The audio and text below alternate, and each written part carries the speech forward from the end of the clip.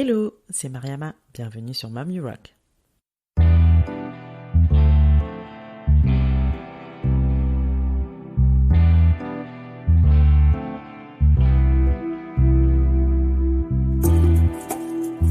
Mom You Rock est un podcast échange avec des femmes entrepreneurs et mamans. Ma volonté reste toujours la même, partir en quête d'inspiration et de motivation auprès de ces femmes qui nous partagent leur quotidien de slasheuse. Car oui, j'ai longtemps cru qu'être mère et chef d'entreprise pouvaient être incompatibles. La bonne nouvelle, c'est que j'avais archi faux et ces parcours ne le prouvent bien. Je suis moi-même aujourd'hui maman de 2 petits bouts et je vis une belle aventure entrepreneuriale. Ma mission ici est de vous inspirer à travers tous ces témoignages pour mener à bien vos projets et vous aider à croire en vos idées. Si vous souhaitez en savoir plus sur la naissance de ce podcast, je vous invite à écouter la bande-annonce de la saison 1. Maintenant, prenez place, c'est parti!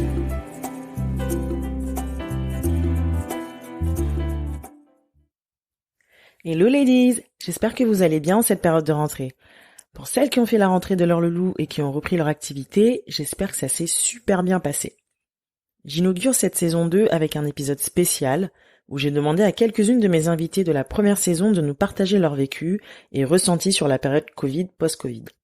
Il ne va pas sans dire que nous avons traversé et que nous traversons encore une période particulière qui a forcément impacté d'une manière ou d'une autre nos vies personnelles mais aussi nos vies professionnelles. J'ai gardé un contact régulier avec certaines d'entre elles et je voulais savoir comment elles avaient vécu cette période et comment elles envisageaient le futur de leur aventure entrepreneuriale. J'ai voulu savoir comment elles avaient géré pendant le confinement la vie de leur entreprise et leur vie de famille.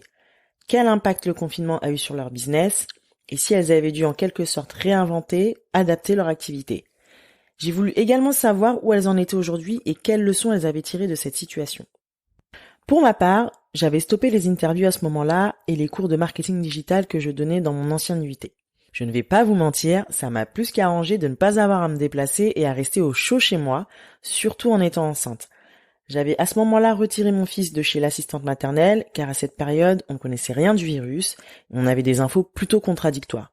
J'ai préféré ne prendre aucun risque, étant en plus dans mon dernier trimestre de grossesse. Mon mari était en télétravail avec des journées bien chargées à ce moment-là et il a vraiment tout donné pour gérer au maximum à la maison. Il m'a été d'un support énorme. J'ai également eu la chance d'avoir ma belle-sœur qui s'est confinée avec nous les 3 premières semaines. Elle était étudiante et vivait seule, on l'avait proposé de rester avec nous. Elle aussi m'a été d'un soutien vraiment mais énorme et si elle m'écoute, gros big up parce que clairement sans elle, je ne sais pas comment on aurait fait. Ça a été l'occasion pour moi de ralentir la cadence, ce que j'aurais difficilement fait par moi-même, je l'avoue. Ça a été aussi l'occasion de m'écouter davantage, de passer du temps en famille et du temps avec mon fils malgré la fatigue. Je travaillais également à ce moment-là sur le lancement de mon activité d'indépendante et je me faisais accompagner par Live Mentor, une école 100% en ligne qui accompagne les entrepreneurs sur différentes thématiques business. Là aussi, j'ai dû stopper les sessions de coaching car c'était compliqué avec le petit à la maison et puis franchement, physiquement, je n'en pouvais plus et clairement, je n'avais pas l'esprit à ça. Je commençais à questionner mon choix de carrière quand je voyais la situation économique.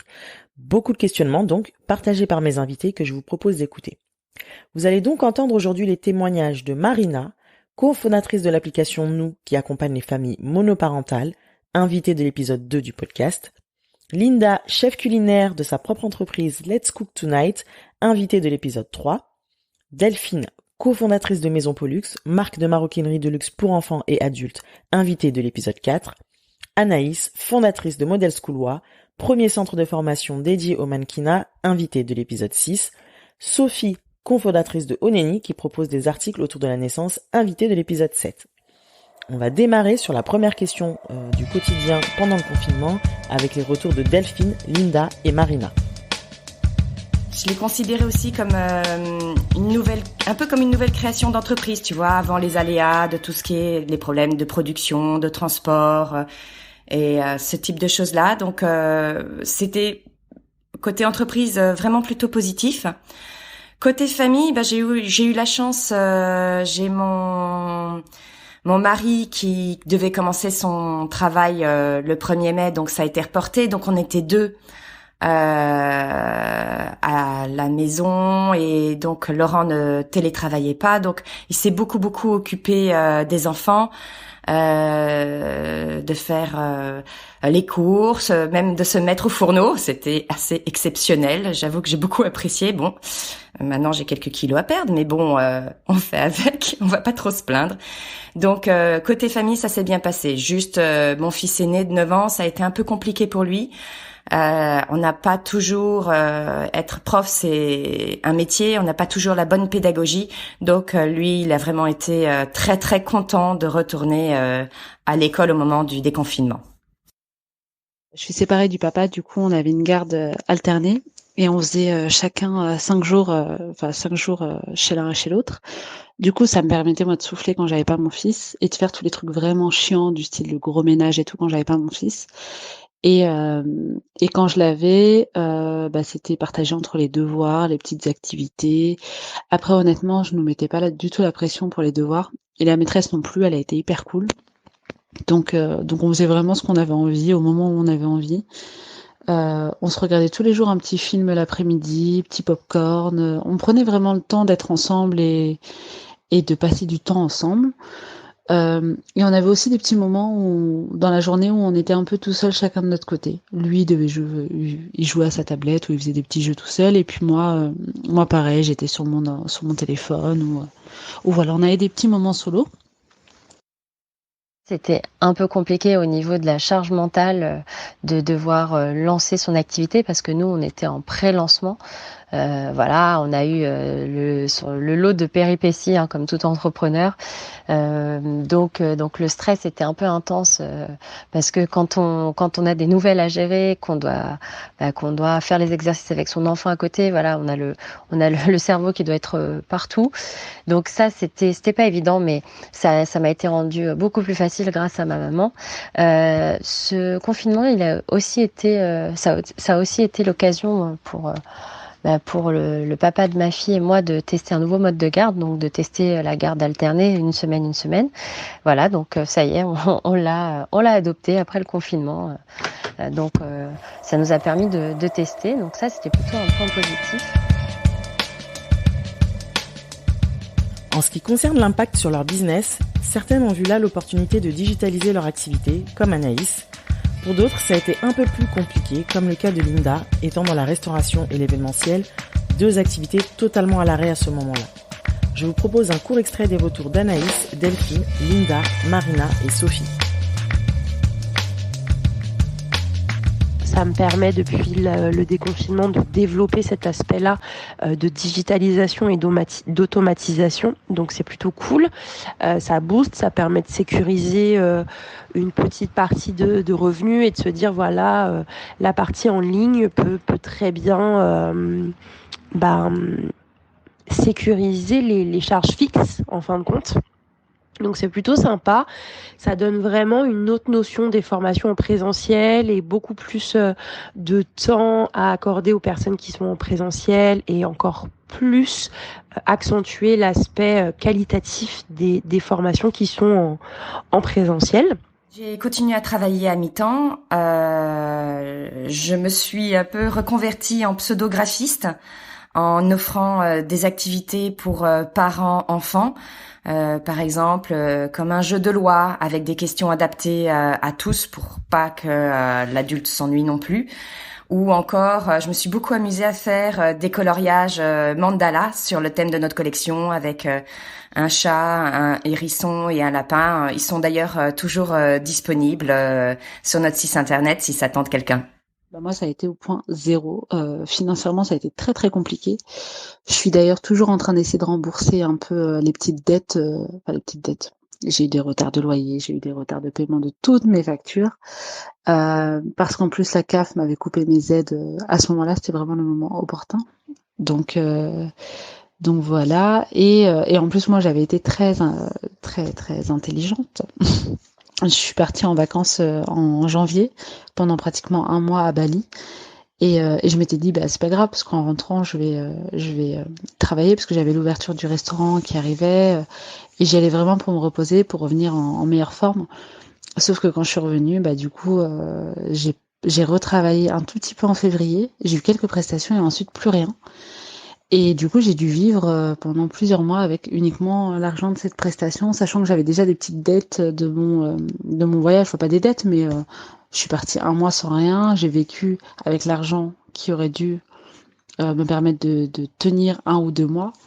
Et voilà, donc ça a été compliqué, mais après, je crois que je te l'avais dit pendant le podcast, je suis pas du tout inquiète pour ce qui est financier. C'est de l'énergie, ça vient, ça part, c'est pas très grave. D'autant plus que du coup j'avais pas énormément de dépenses, j'étais chez moi et j'avais uniquement la nourriture, je cuisinais beaucoup. Je dirais que l'impact qu'a eu le confinement, c'est, je pense, nous on s'adresse aux familles monoparentales, voilà, puisque je suis maman solo et que le projet est né de mon vécu de maman solo. Je pense que le confinement, il a permis à la société de se rendre compte que ces familles monoparentales, finalement, il n'y avait pas grand-chose qui existait pour elles et que c'était les premières impactées dans ce genre de situation. Et je pense que ça a permis aussi aux entreprises de se rendre compte que ces salariés-là, ils étaient parfois en situation de fragilité. Donc ça, c'est plutôt un point positif, et donc forcément favorable à la start-up que j'ai co-créée. Ça a été donc le bon impact, ça. En revanche, l'impact un peu négatif, c'est peut-être un grand mot, mais c'est vrai que quand on est en pré-lancement et qu'il y a quelque chose qui tombe comme ça, nous c'était plutôt favorable puisqu'on propose de l'accompagnement en visioconférence, donc on était totalement dedans. On a eu on a eu le nez fin parce qu'on s'est dit nous que l'accompagnement, donc que ce soit des avocats, des assistantes sociales, des psys, des coachs en parentalité, qu'il fallait pouvoir le proposer en visioconférence, et ça on l'avait pensé bien avant le Covid. Et en fait, on était hyper frustrés parce que la personne qu'on avait choisie pour nous développer, le prestataire qu'on avait choisi pour nous développer le site, nous a un peu planté. Donc voilà, c'est les joies de l'entrepreneuriat. Et du coup, on était hyper frustrés parce qu'on a dû refaire tout notre site de zéro, donc résilience à fond. Et du coup, on est sorti après cette grande phase de confinement. Voilà, donc ça c'est peut-être la petite frustration de se dire que c'était dommage parce que il y a beaucoup de parents qui auraient pu bénéficier d'aide en visioconférence et qu'on était frustrés de pas pouvoir le faire. On essaie d'accepter les situations et de faire avec, hein. C'est comme ça. On se dit que on va essayer de se concentrer sur notre média qu'on a sur Instagram, Daron TV, qui interviewe des mamans sur leur parcours, leur culture, des femmes sur la sororité. Donc essayer peut-être un peu plus de développer ce côté-là en attendant que de l'autre côté ça se débloque. Donc on avait eu aussi pendant le confinement notre atelier de confection du côté de Lyon qui avait décidé de tout arrêter un peu du jour au lendemain parce que surcharge de travail. Donc ça aussi, ça a été un coup de massue quand on a su la nouvelle, mais après je dirais que on l'a vite accepté parce que c'est comme si ça devait se faire en fait. Il y a des choses comme ça qu'on accepte un peu plus parce que on sent que en fait c'était comme ça. Donc voilà, et on a des pistes sur un nouvel atelier en région parisienne, donc c'est plutôt cool, où le feeling est passé tout de suite, donc c'est plutôt une bonne nouvelle. Côté actualité, ça bouge un peu du côté de Delphine, Marina et Linda. Je vous propose de les écouter. Vous pouvez venir me voir et j'aurai le plaisir d'échanger avec vous lors d'une vente directe qui aura lieu le 19 et le 20 septembre à la Kids, etc. C'est au 17 rue Comines dans Paris 3. Venez nombreux, je vous attends. Depuis le confinement, du coup, moi j'étais sur l'ouverture d'un restaurant en tant que chef consultante. Du coup, ça a ouvert. On a ouvert mi-juin, pardon. On a ouvert le 24 juin. Bien, nous, on a commencé là-bas à travailler début juin. On a commencé le 10 juin, il me semble. Donc, à former l'équipe, etc.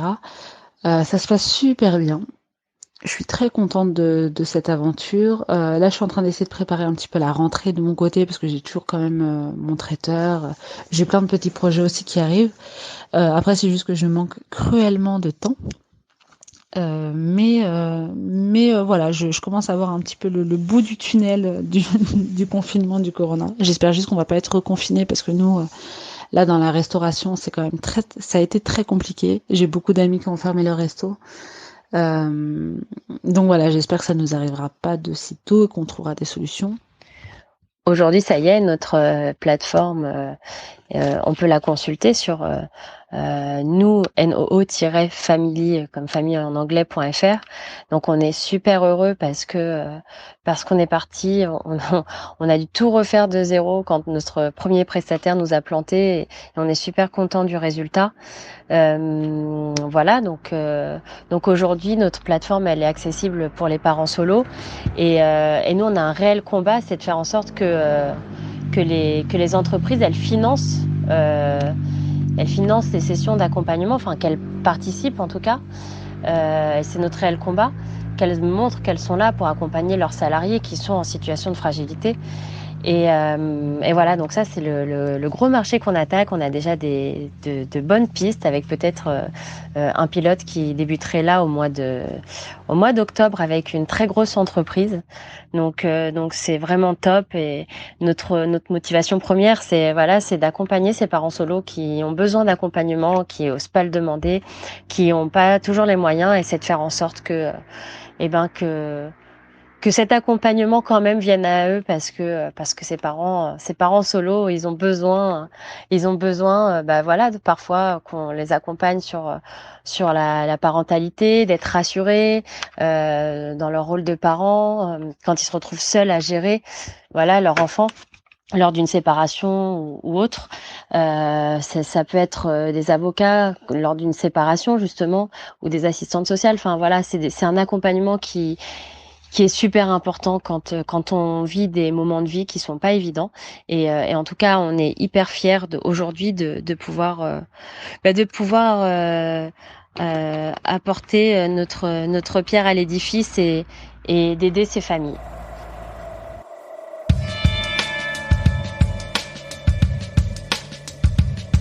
Du coup, qu'est-ce qu'on en retient de tout ça ? Pour ma part, ça a été l'occasion de prendre du repos et de me concentrer sur la naissance de mon petit garçon. De prendre du temps pour moi, de savoir lâcher prise. Je voulais continuer à avancer sur le podcast, puis je me suis rendu compte que physiquement ça devenait compliqué pour moi et j'ai décidé de relâcher la pression. Je vous laisse écouter les retours d'Anaïs, Delphine, Marina et Sophie qui nous livrent leurs ressentis. La leçon que je tire de tout ça, c'est que la période de crise, elle a deux issues. Soit elle te permet de te révéler sur certaines choses. Moi, j'ai vraiment profité du confinement pour monter en compétences. J'ai appris à monter des vidéos, à sous-titrer des vidéos. Enfin, c'est des trucs qui sont... C'est pas du tout mon domaine. J'en ai profité pour terminer une formation que j'avais commencée pour me certifier en tant que coach développement personnel, affirmation de soi. Donc en fait, c'est soit ça laisse le temps, et moi c'est ce qui s'est passé. Je fais partie de cette catégorie-là où j'ai pris le temps de me fixer sur des choses simples. Je repoussais certaines échéances administratives par rapport à la boîte. J'ai terminé ça pour pouvoir faire monter encore en grade le centre de formation en termes de certification, etc. J'ai vraiment pris le temps pendant le confinement de le faire. J'ai pris le temps de me faire certifier en tant que coach en développement personnel. J'ai pris le temps de monter en compétences et de monter mes modules de formation vidéo. J'ai pris du temps avec mon fils. J'ai passé beaucoup de temps avec mon fils et ça c'est vraiment super parce que j'ai eu l'impression d'apprendre à le connaître. Donc moi d'un point de vue pro et perso, le confinement a été bénéfique. La leçon que je tire de ce confinement, je pense en avoir tiré plusieurs, mais celle qui me vient principalement à l'esprit, c'est surtout l'angoisse qu'a justement suscité les questions sans réponse. On ne savait rien, on disait tout et son contraire. Ça m'a perturbée, je pense que ça a perturbé beaucoup de gens. Et j'ai essayé au maximum d'en tirer profit, me dire allez, finalement, ça nous donne du temps de réflexion. Ça me permet de ralentir pour prendre la bonne décision, pour prendre le temps de m'écouter et d'essayer toujours, en fait, dans le mauvais, de trouver la meilleure des opportunités. La leçon que je tire du confinement, c'est que je pense qu'on a tous appris à se connaître davantage, à savoir ce qu'on voulait, à travailler différemment. Les mœurs ont changé. Le télétravail, voilà, c'était hyper mal vu en France et les entreprises commencent à s'y mettre. On change notre rapport aux autres puisque, voilà, quand on était confiné, on a dû travailler collaborer par visioconférence et du coup ça change plein de choses. L'accès à la visioconférence, ça, et le fait de l'utiliser fréquemment, que ce soit avec ses collègues, que ce soit pour de l'accompagnement, ça change plein de choses et voilà, et ça change notre relation aux autres et j'espère que ce confinement nous permettra de voir différemment sa relation aux autres. Moi, la leçon que j'en tire personnellement, c'est que mon mode de vie il a changé, puisque mon mode de garde a changé en tant que maman solo. C'est que forcément, je pense que ça a chamboulé pas mal de choses dans nos vies. Parfois, c'était pas évident. Parfois, ça nous a apporté autre chose parce que quand on sort de sa zone de confort, parfois on découvre un potentiel qu'on a et qu'on n'avait pas envisagé. Je pense que si on doit retenir quelque chose de positif, c'est le fait que le confinement a révélé des potentiels. Ce que je retiens un peu, moi, de ce confinement, du Covid, de toute cette période, c'est ça a permis de vraiment mettre pause et de lever la tête du guidon et de voir, parce qu'on lève jamais la tête du guidon quand on est entrepreneur, ce qui est un vilain défaut, mais ça nous a permis de voir si on était toujours dans la bonne direction, de voir ce qu'il y avait à côté de nous, de voir si on devait pas prendre un autre chemin, de voir si on devait pas se ravitailler, c'est-à-dire se reposer, faire une vraie pause et pouvoir se couper un peu de cette activité, de notre activité, quoi. Et je pense que ça a été la plus grande leçon, moi, en tout cas dans mon cas, ça a été la plus grande leçon, c'est j'y allais toujours à fond, pas de repos, j'avais pas pris de vacances pendant au moins 3 ans. Et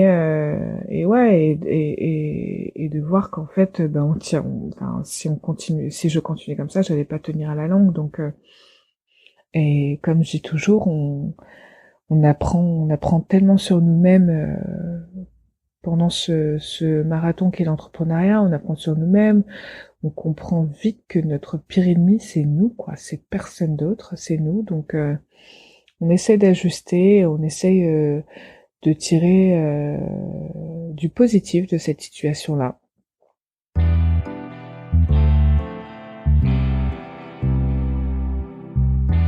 Un grand merci à Anaïs, Marina, Delphine, Linda et Sophie d'avoir accepté de partager leurs témoignages. Vous pouvez suivre leurs actualités sur leurs comptes respectifs que je vais vous mentionner dans le descriptif de l'épisode. J'espère que celui-ci vous aura plu. N'oubliez pas de vous abonner à Mommy Rock sur votre application de podcast préférée pour être averti des nouvelles sorties d'épisodes. RDV, mercredi prochain. Keep rocking!